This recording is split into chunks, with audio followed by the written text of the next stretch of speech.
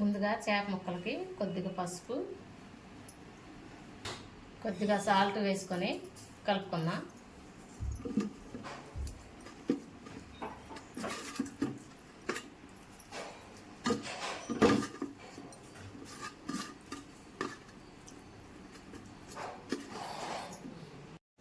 ఈ విధంగా కలుపుకొని ముక్కల్ని పక్కన పెట్టుకోవాలండి. ఒక మీడియం సైజు కొబ్బరికాయ తీసుకోవాలండి. చిన్న సైజు కొబ్బరికాయ తీసుకున్న తర్వాత దాంట్లో కొద్దిగా ఒక పావు ఇలా తురుము పెట్టుకోవాలి కొబ్బరిని, పావు ముక్క. తర్వాత మిగతాది ఇలా పాలు తీసి పెట్టుకోవాలండి. మిక్సీ పెట్టి శుభ్రంగా కొబ్బరి పాలు తీసి పెట్టుకోవాలి. ఈ మొదటిసారిగా తీసిన పాలు చిక్కటి పాలు, నేను రెండోసారి కూడా తీసాను, అవి కూడా చూపిస్తాను. మనం ఫస్ట్ వడగట్టిన తర్వాత ఆ పిప్పు ఉంటుంది కదా, ఆ పిప్పులో మళ్ళీ కొంచెం నీళ్లు పోసుకొని మనం మళ్ళీ ఒకసారి మిక్సీ బట్టి ఇలా తీస్తే రెండోసారి కూడా పలచటి పాలు వస్తాయి కొద్దిగా, వాటిని కూడా తీసుకోవాలి. స్టవ్ వెలిగించుకొని కళాయి పెట్టుకొని దాంట్లో ఇప్పుడు కొద్దిగా నూనె వేసుకున్నాం. ఇందులో 2 స్పూన్లు ధనియాలు వేసుకున్నాం, 1 స్పూన్ జీలకర్ర, 1/2 స్పూన్ ఆవాలు, 1/2 స్పూను మెంతులు, మిరియాలు కొద్దిగా, ఎండుమిరపకాయలు, వీటన్నిటిని వేయించుకోవాలి.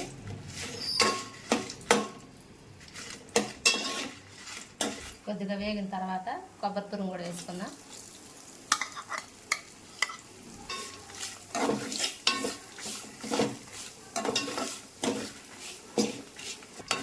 కొబ్బరి తురుము వేసిన తర్వాత 1-2 నిమిషాలు కొద్దిగా ఇలా వేయించుకోవాలి. స్టవ్ ఆఫ్ చేసుకొని దించేద్దాం. ఇది పూర్తిగా చల్లారనండి. చల్లారిన తర్వాత మిక్సీ పట్టుకుందాం. చల్లారిపోయిందండి, మిక్సీ గిన్నెలో తీసేసుకుందాం.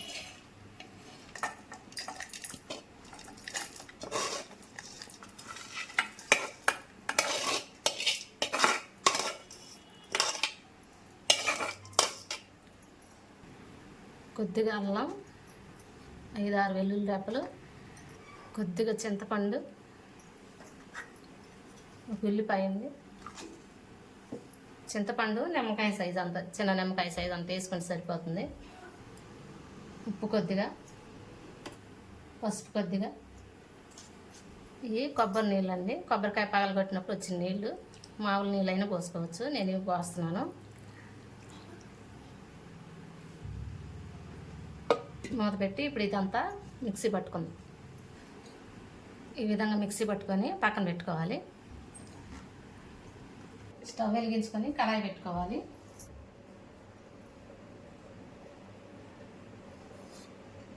నూనె 2 టేబుల్ స్పూన్లు వేసాను. నూనె వేడైంది. కొద్దిగా ఆవాలు కొద్దిగా చిటపట్లాడిన తర్వాత 3 పచ్చిమిరకాయలని ఇలా కోసి వేసుకోవాలి.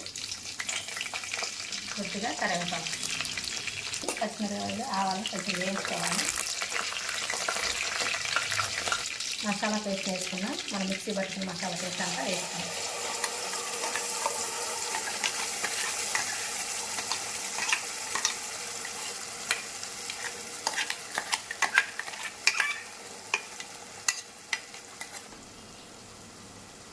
కొద్దిగా సాల్ట్ వేసుకోవాలి.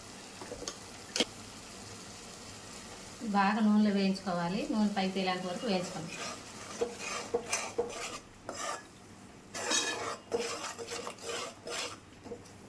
మిక్సీ గిన్నె కడిగి నీళ్ళు కూడా ఇందులో పోసేసుకుందాం.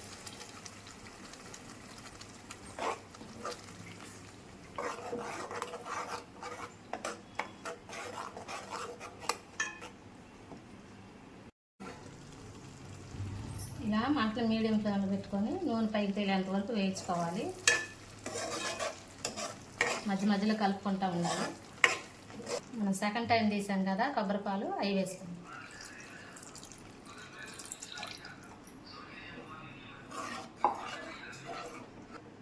కొంచెం నీళ్ళు పోసుకున్నాం. నీళ్ళు పోసుకున్నాం.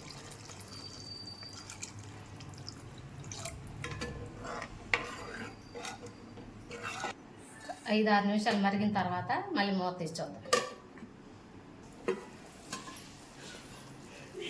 ఈ విధంగా 10 నిమిషాలు మరిగిన తర్వాత చేప ముక్కలు కూడా వేసుకుందాం.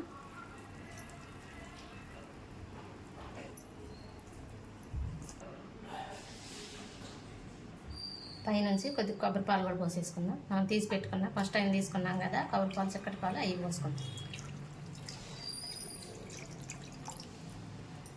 ఒకసారి అంతా కలుపుకోవాలి.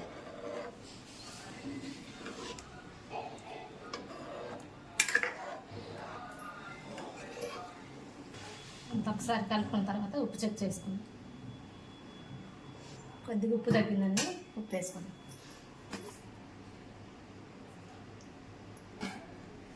మూత పెట్టేసి ఒక 10 నిమిషాలు ఉడకనిద్దాం.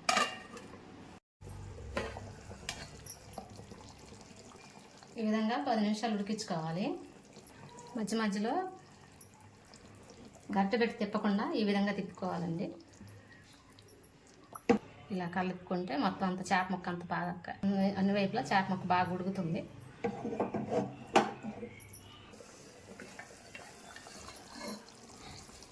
కూర రెడీ అయిపోయిందండి. స్టవ్ ఆఫ్ చేసుకుందాం. కొబ్బరి పాలతో చేపల కూర చేశానండి, ఫస్ట్ టైం చేశాను. ఎప్పుడు రొటీన్గా చేసుకునే కాకుండా కొద్దిగా వెరైటీగా చేద్దామని ఇలా చేశాను. అది తలకాయ ముక్క అంటే ఇష్టం, అందుకే ముక్క వేసుకున్నాను. టేస్ట్ చేసి ఎలా ఉందో చెప్తాను. అంతకుముందు మసాలాలు పట్టేటప్పుడు ఎండు కొబ్బరి వేసి మిక్సీ పట్టి చేసేదానండి. ఇప్పుడు పచ్చి కొబ్బరితో పచ్చి పాలు పోసి చేయటం ఫస్ట్ టైం.